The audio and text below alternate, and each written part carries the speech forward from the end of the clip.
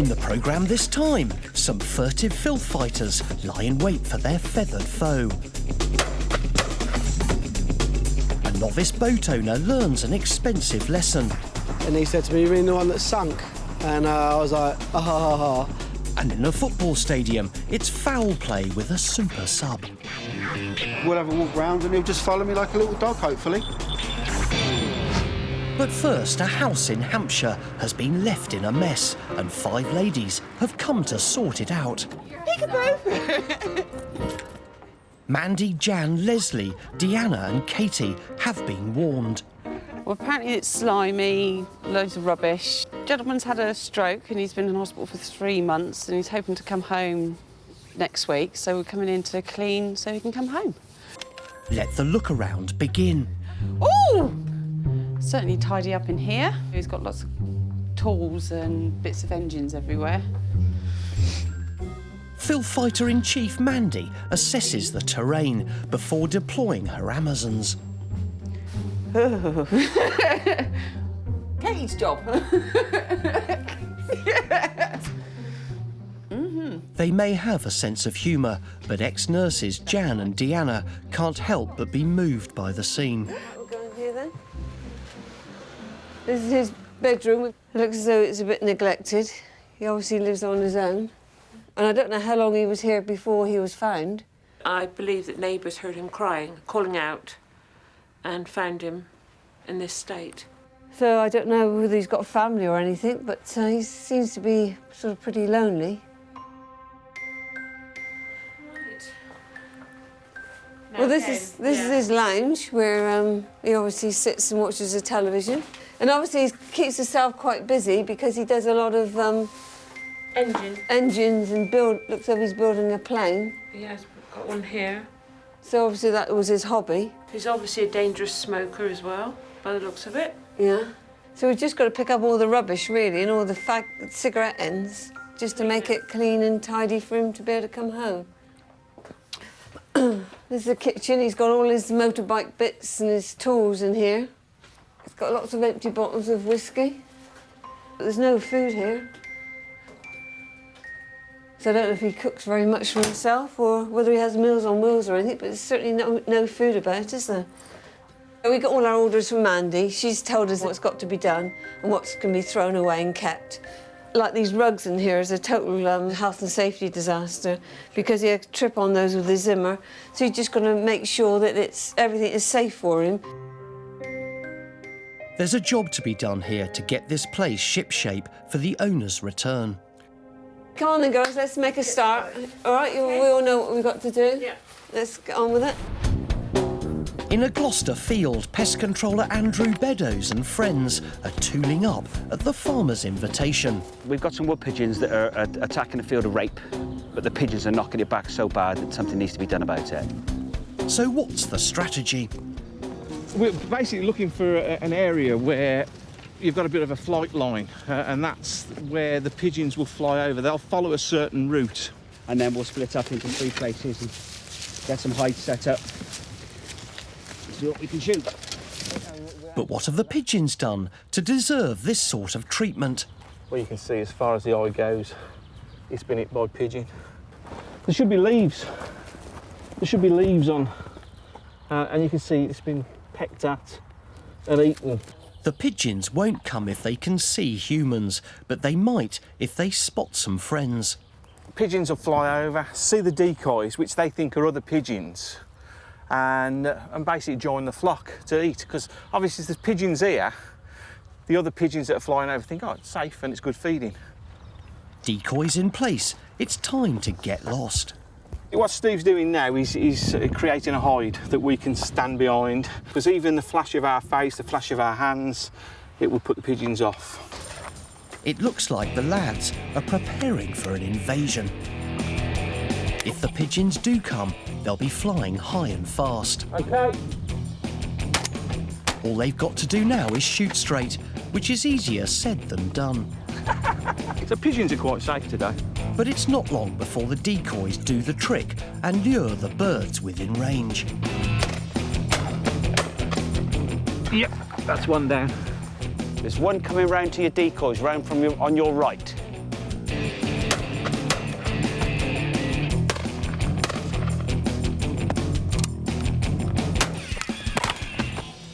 Unlike some pests Gary meets in the course of his work, pigeons are very good to eat. See, another one for the pot, and one that's staying off the farmer's crop. It's mission accomplished, and for Steve, satisfaction all round. For some people this is pest control, but I'll get the chance to come out in the countryside and do something I really enjoy doing. I worked in a factory, I wouldn't do it again by choice. No, thank you. And there's a free perk with the job.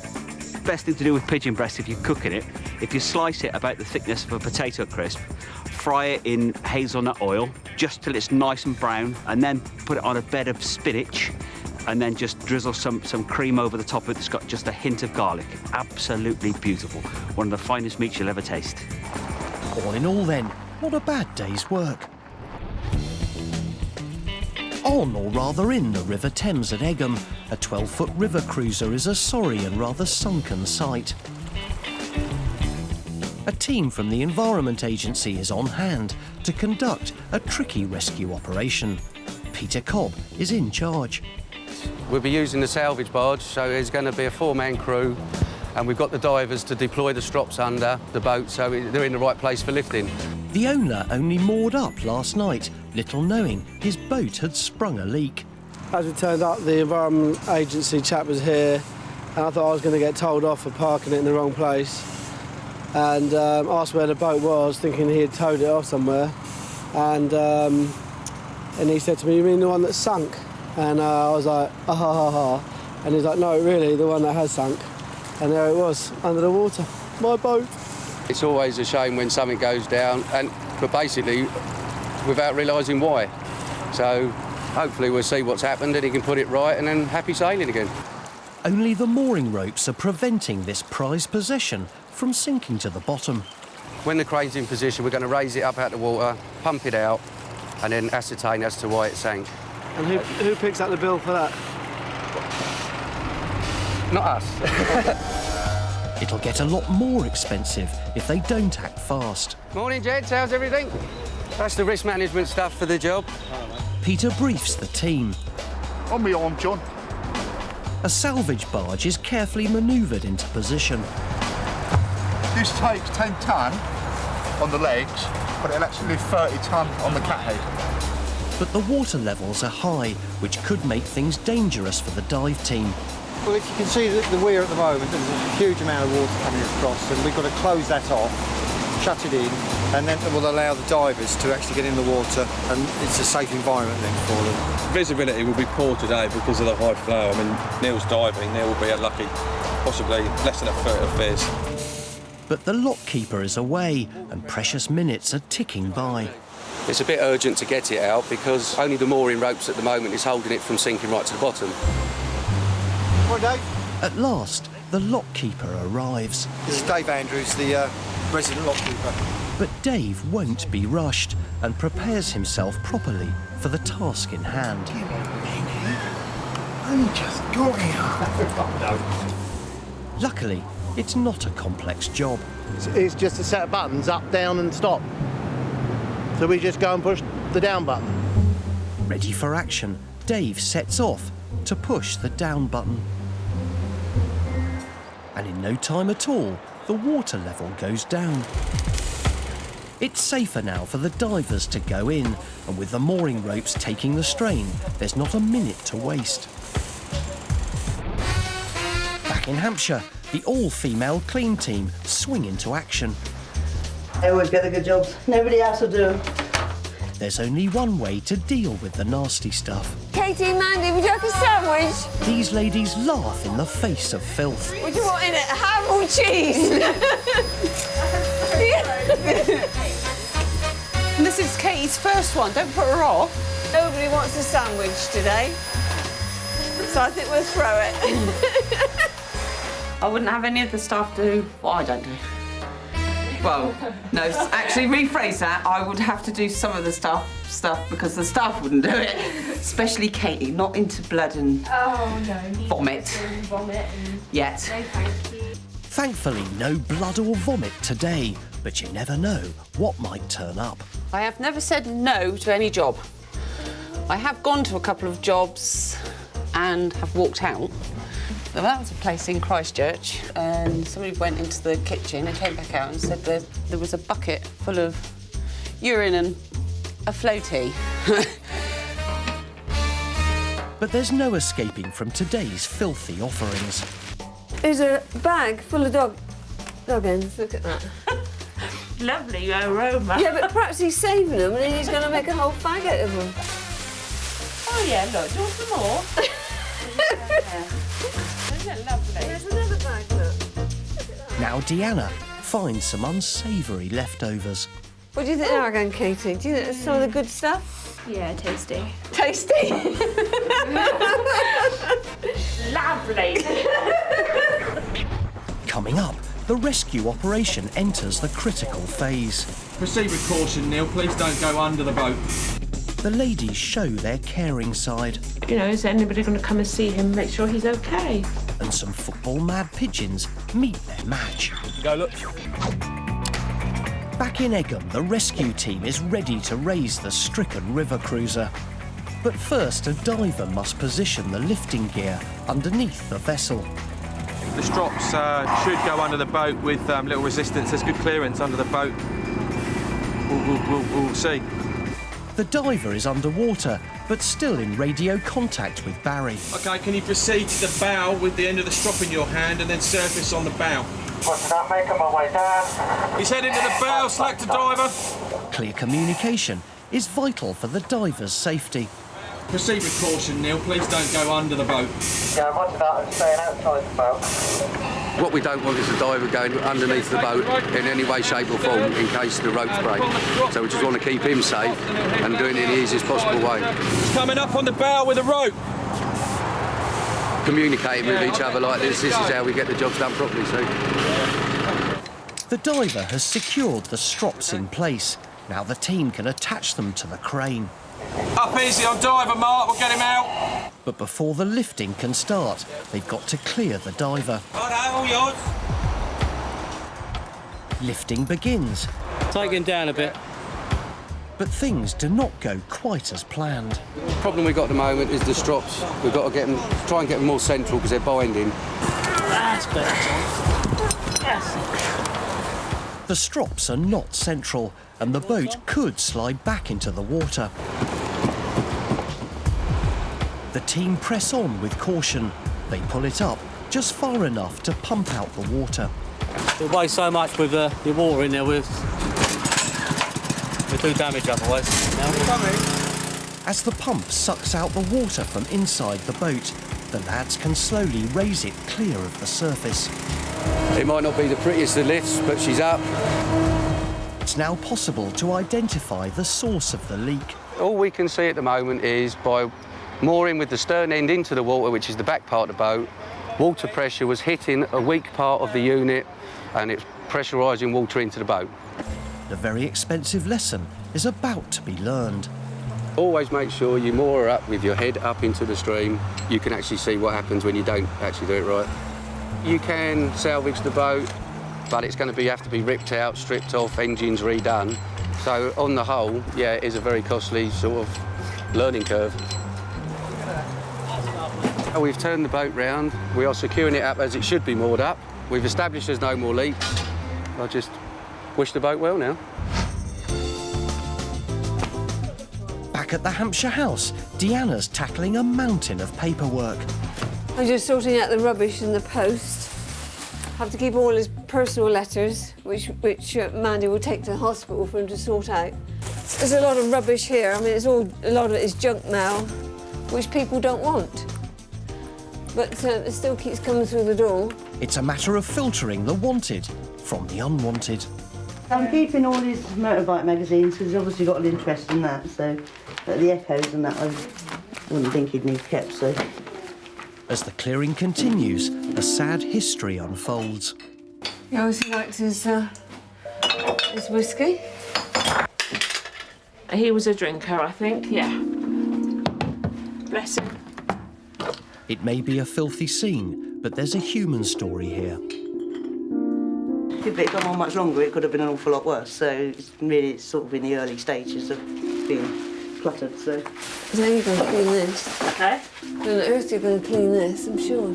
It really smells in there, so that's going to really need a really good clean. I wouldn't call this man a dirty, dirty man. You know, we all have days where you don't feel like doing anything, and if he's not been well, because this could have been coming on for quite a while, you know, he's not been able to cope. It's not a case of they don't want to, it's just a case of they can't actually do it. Mandy, what about these towels? Has he got no more? Has he got any more towels? He's got an apron cover with towels in or anything? I don't know. That's what he's got. The other ones, so. Can I take them home and wash them? But they need a good wash. Yeah, but they're going to be a care package next week for when he comes home. Well, we'll just leave them here then, shall yeah, we? put them to one side. They may be here to do a dirty job, but these ladies clearly care. So sad, isn't it? My sister and I have always done nursing. We nurse the elderly. And so you know what is involved with them. Haven't found any clean socks or pants. I found socks in the Because they want me to take some into the hospital. Oh no, they had holes in them. Oh, right.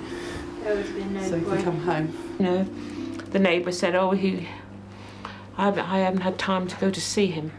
3 months. Could have gone to see him, couldn't he? You know, and that's the sad part, you know, is anybody going to come and see him and make sure he's okay, other than the carers? But no.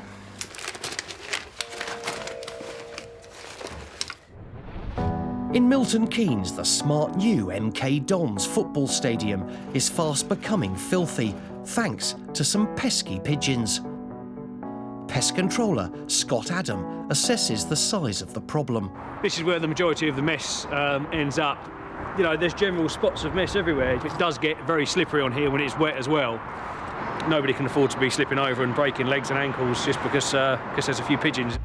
But there's a more harmful aspect to pigeons than a slip hazard. If you start breathing in particles, you know, you can catch salmonella, E. coli, various other different diseases. So it's quite a mixture of problems they bring. It's Scott's job to rid the rafters of the feathered pests, and today he's come armed with some very specialist weapons. This is Jet. She's a female peregrine crosslander. She'll be flying around the outside of the stadium, scaring any pigeons that are on top of the buildings, sitting up in the rafters. Chris has got his transmitter on her. This emits a little beep every couple of seconds. If a bird goes missing, you can track it. No sooner is the peregrine falcon off the leash, and she's onto the pigeons. There you go, look. Yeah, she's chasing off now. They heard her coming because we've got the bell on her.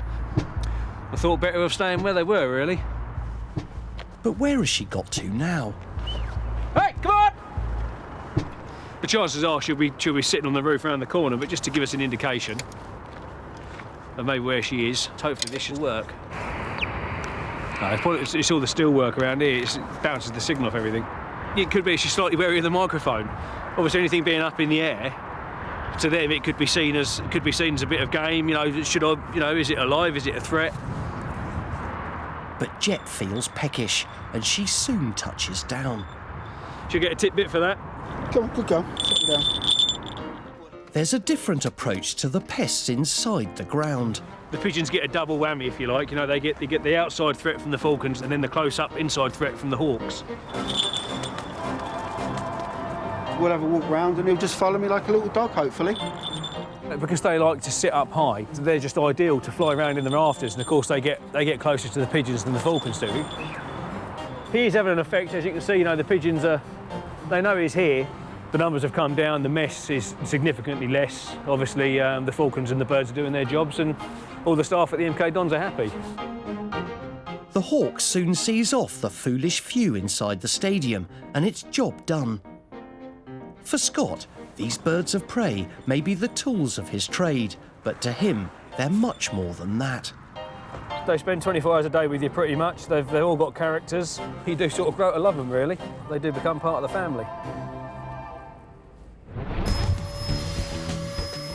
In the Hampshire house, the ladies have been hard at work. All the top cupboards, they're all clean and tidy now. Well, with these bits of tools in there. So just working our way across. It's just a bit of elbow grease, really.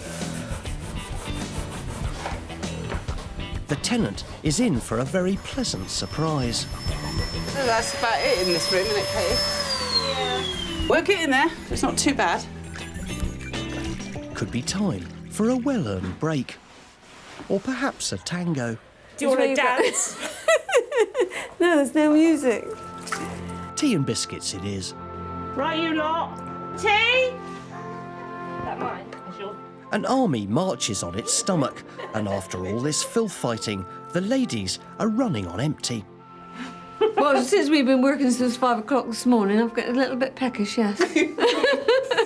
Mind you, I could do with losing a bit, but... No. Yeah. You're only size 14. Wait till you're my size. What size 12. is that? 12. Come on, ladies, there's a job to finish. Come on. Yes. Tea break over. Yes, boss. I'm not really the boss, I've just come along. Out with the rubbish, and a once-over with the vacuum cleaner. Nearly done now. Just got to mop the floor. And I'll go around and make sure it's done. All the windows are shut.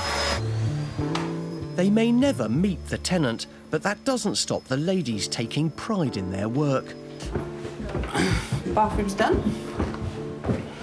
And the toilet is looking a lot better. Bedroom. Yeah, bedroom's all done and tidy. Smells better in here as well now. Always done. It's all nice and tidy. All the paperwork's picked up. Lounge is all done. Kitchen is now spotless. Nice and clean. The social worker will be pleased, and I'll just give him back the keys and hopefully he'll be home next week. And at the end of the day, it's been a labour of love. Well done, guys. I love it. Kissy, kissy's all round. Kissy, kissy. Oh, well done,